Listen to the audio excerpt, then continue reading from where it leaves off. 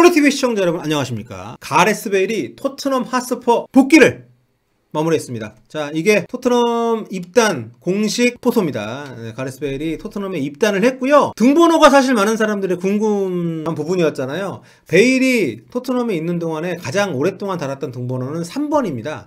2007-2008 시즌 끝나고 이영표 선수가 도르트문트로 이적을 하면서 이영표 선수가 달고 있던 3번을 물려받은 게 가레스 베일이었고, 가레스 베일이 이제 그 당시에는 이제 주로 풀백으로 많이 기용이 됐었기 때문에 3번을 받았었는데, 그 뒤로 공격수로 포지션을 바꾸면서 토트넘에서의 마지막 시즌에는 11번을 달았죠. 그리고 레알 마드리드 간 뒤로 쭉 11번을 달았고, 대표팀에서도 11번을 계속 달고 있습니다.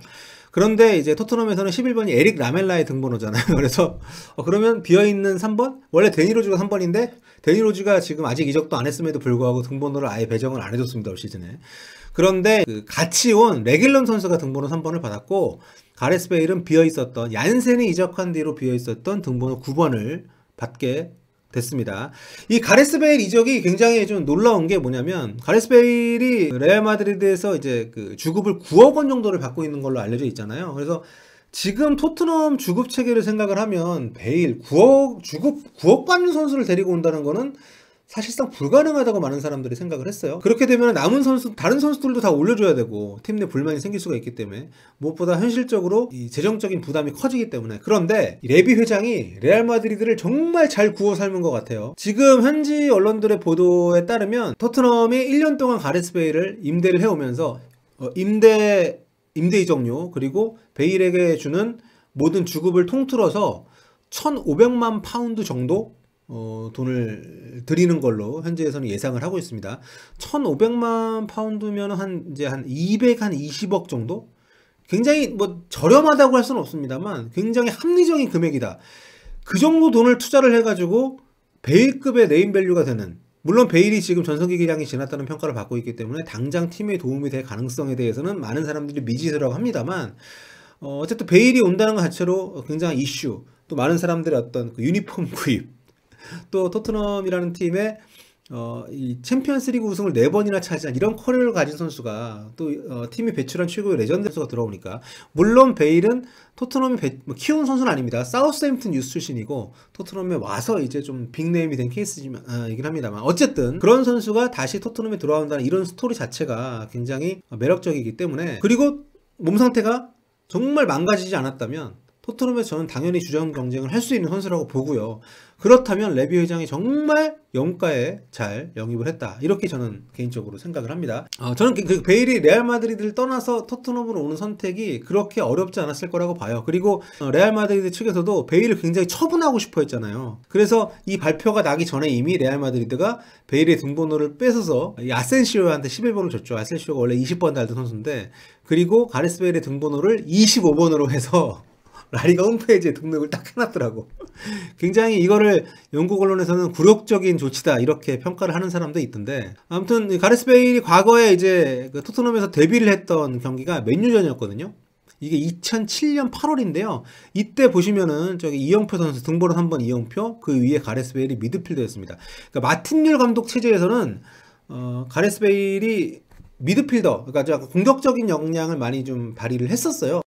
그리고 그 뒤에 이제 후안데 라모스 감독이 세비야 관두고 토트넘에 오면서 베일이 이제 백으로 내려가서 많이 뛰었었고, 그럼에도 불구하고 토트넘을 떠나서 정말 월클 선수가 되는 과정에서는 이제 공격수로의 포지션 전환이 굉장히 큰 역할을 했었고, 그 뒤로 레알 마드리드에서도 한 2-3년 정도는 정말 뭐 최고 수준의 활약을 했었는데, 폼이 떨어진 지가 좀 됐습니다. 지난 시즌에는 레알 마드리드에서 한 시즌 통틀어가지고 공격 포인트 4개밖에 기록을 못했었기 때문에, 하지만 그래도 가레스 베일, 레알 마드리드 안에서는 본인이 이 마드리드란 팀의 여러 가지 이유로 좀 정이 떨어진, 물론 프로페셔널이 아니라는 비판에 자유롭지 않죠.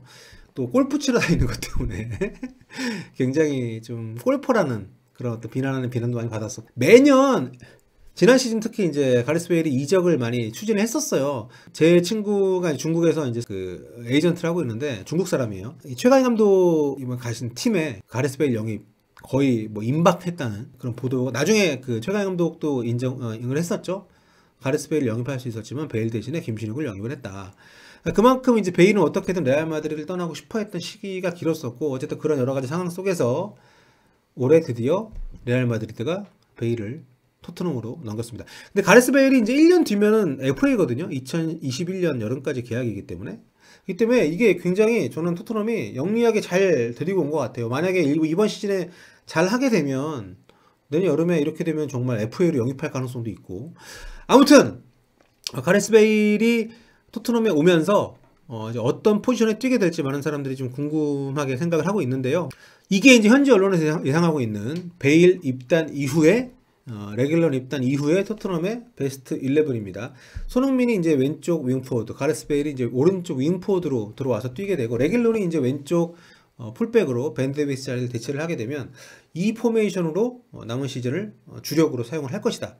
그러니까 이거는 이제 센터백에 추가적인 영입이 없다라는 전제로 꾸린 거죠. 근데 이 포메이션에서 이제 눈에 띄는 건 뭐냐면, 베일까지 들어와 버렸을 때 좀 더 4-2-3-1보다는 4-3-3에 가까운 포맷을 많이들 예상을 하더라고요. 그러면서 델레알리의 자리가 없어질 거다.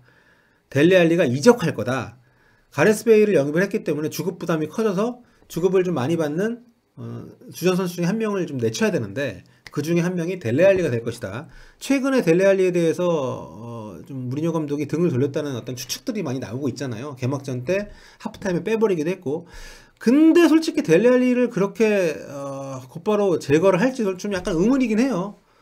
왜냐면 지금 델레알리가 폼이 많이 떨어진 채로 오랜 시간이 지나긴 했습니다만은, 그래도 아직 어린 선수고, 델레알리를 보낸다고 했을 때 만약에 그 비슷한 급의 선수를 영입할 마음이 있다라고 하면 이거는 한두 푼으로 되는 게 아니기 때문에, 그리고 지금 델레알리를 판다고 했을 때 제값을 받기도 어려운 상황이기도 하고, 아무튼 여러 가지 이유가 좀 있는데, 그럼에도 불구하고 델레알리를 팔 가능성도 어느 정도 저는 뭐 존재한다, 이렇게 예상을 합니다. 아무튼 이 포맷으로 가레스 베일이 뭐 전성기까지는 아니더라도 이 토트넘 떠날 무렵, 그러니까 그 시절에는 케인도 없고 손흥민도 없던 시절에 정말 가레스 베일이 하드캐리 했잖아요. 토트넘 공격을 모습만이라도 보여준다면 토트넘이 정말 뭐 유로파권을 넘어서 챔스권을 도전할 수 있는 그런 가능성을 조금 높일 수 있지 않을까, 이런 기대도 조심스럽게 해봅니다. 자, 아무튼 뭐 가레스 베일이 오게 되면서 굉장히 많은 사람들이 토트넘 축구에 기대를 갖게 된 건 분명한 것 같고요. 일단 베일은 현재 몸 상태가 안 좋기 때문에 최소한 한 달 정도는 나오지 못할 걸로 예상이 되고 있습니다. 자, 앞으로 가레스 베일이 가세한 토트넘 또 어떤 팀으로 변모를 하게 될지 좀 궁금해지고요. 앞으로도 계속 가레스 베일, 손흥민 선수 소식 여러분들께 전해드리도록 하겠습니다. 여러분, 다음 시간에 뵐게요.